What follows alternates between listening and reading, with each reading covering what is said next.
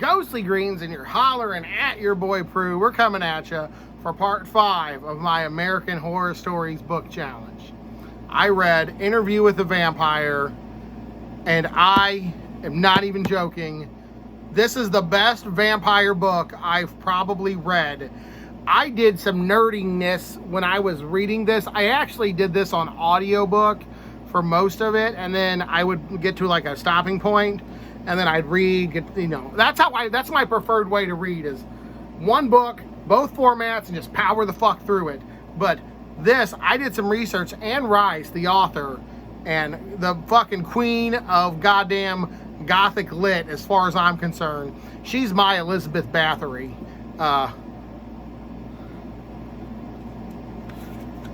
There's Anne Rice, if you don't know who she is.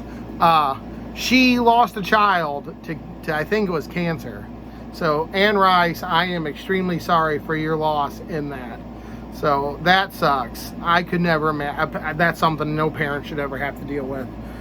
But you could tell that the sadness was definitely coming out during this. And wow. This is amazing. Louis. Okay, so let's talk about the main premise. Let's talk about the characters. But before we go anywhere, this is getting 5 out of 5. This is definitely a classic.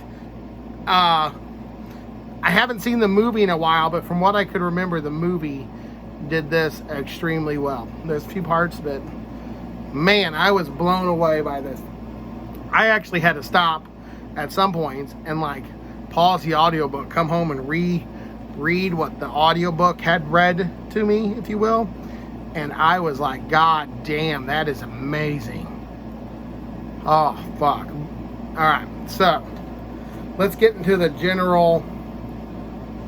I was gonna read the back to you because I like to do that, but it's got some blurbs. Do you want me to read blurbs?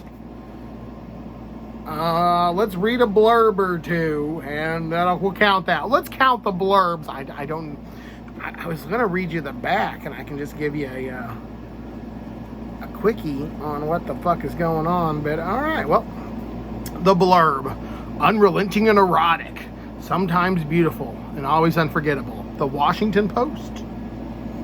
A chilling, thought-provoking tale of beauty, frightening, sensuous, and utterly unriveting. The Hartford Courant.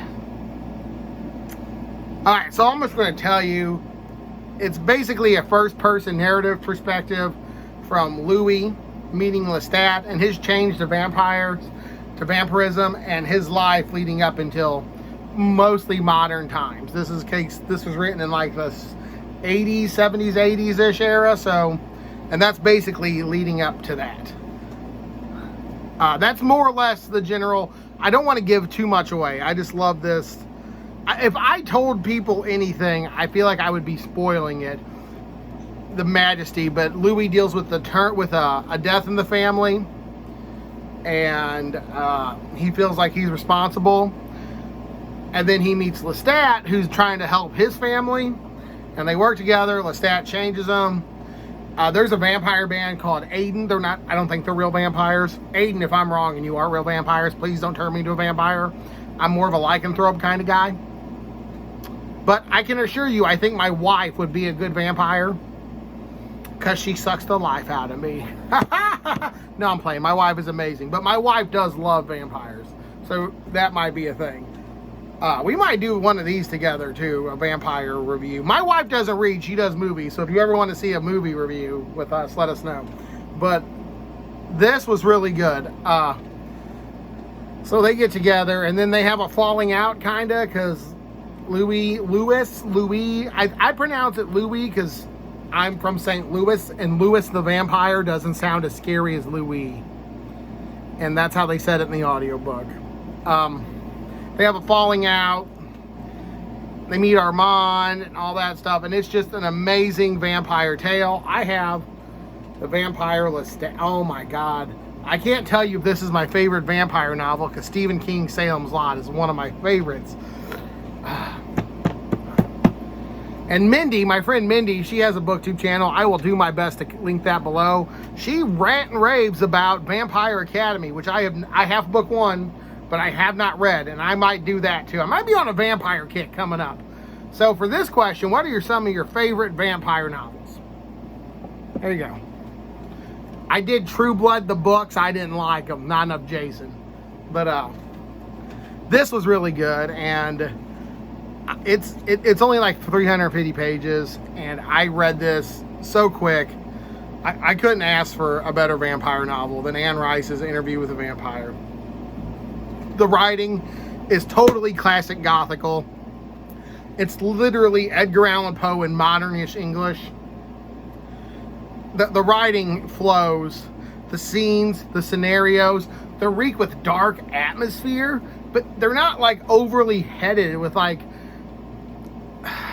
So when I was reading Haunting a Hill House, I felt like it was all atmosphere, but this, you get set into the atmosphere, and then you have the characters, and it's like a really grotesque ballet of perfect writing, solid characters, and an extreme sense of macabre. And I'm not gonna lie, I think this might be the first book that I know that tries to sexualize vampires. Like Dracula, like some people like to be bit, no judge here. I'm not judging you at all. You do you. You let your fetishes fucking fly. Nothing that here. But I think this one made vampires sexy. Like Dracula, Nosferatu. I kind of think those are like creepy monster vampires. But this is like, hi, I'm Louis. I run a plantation, and my brother's a fucking priest, and he's fucking talking to spirits, and I got a lot of money. Hey, let me look into those eyes. And I'm like, well, damn, he's really throwing out some A-game. I mean, my A-game is, girl, you want to come back for some spaghetti? I make pretty good garlic bread. Oh, and that can stop a vampire. I didn't even correlate that. I might be fucking Brown. I might be fucking Joshua Van Helsing. There you go. But it's been 7 minutes. And 5 out of 5 stars. I really like this. I'm going to give this an A+. This will definitely be reading again. I will continue on with the series at some point in life, not for a while, because I'm going to do this challenge. Then it'll be Halloween. I'm going to Salem to study witches. I don't know. That's a lot of these I recorded ahead of time, because that whole week prior to Salem and after Salem, I ain't going to do no reading. I got to get ready, work, save, prep the house, all that malarkey. So some of these I'm recording ahead of time. I'm just going to upload them on that day. Well, this has been your boy Pruitt, and I totally recommend Interview with the Vampire. On book 4, I said Something Wicked This Way Comes. This is the best book I've read in this. No, this is the best book I've read. And you know what? I'm just going to say it. I didn't hate Twilight. Okay, Twilight I didn't like. Not the series, the book Twilight. I felt like that one was kind of hard to get into, because like the world building wasn't as good. But New Moon and Eclipse was my favorite. The Second Short Life of Bree Tanner was a really good short graphic novel for Twilight. If you'd like to see me talk about Twilight, I'll go ahead and I'll do a retro review of Twilight. That whole series if you like. But my favorite character in that was Emmett and then Jasper. That's been your boy Prue. We've been talking about vampires. Anne Rice, fucking amazing. It's been a while, but I'm still sorry about what I found out that you lost a kid. That sucks. I couldn't even fathom. I have 2 cats, and I don't know what I would do if something happened to my cats. That's a dark thing I don't like to think about. Stay creepy and hang in there. Also, favorite vampire novels, and please, if someone says Twilight in the comments, don't give no one no shit. Twilight got some hate, but it's not the end. I've read worse books than Twilight. Yeah, okay, yeah, I have. I personally, the series was fine. I didn't like that initial book, Twilight. But if you like to see that, favorite vampire stuff, maybe I'll do some vampire stuff. Who knows? Also, werewolves. I'm a big werewolf guy, so stay creepy.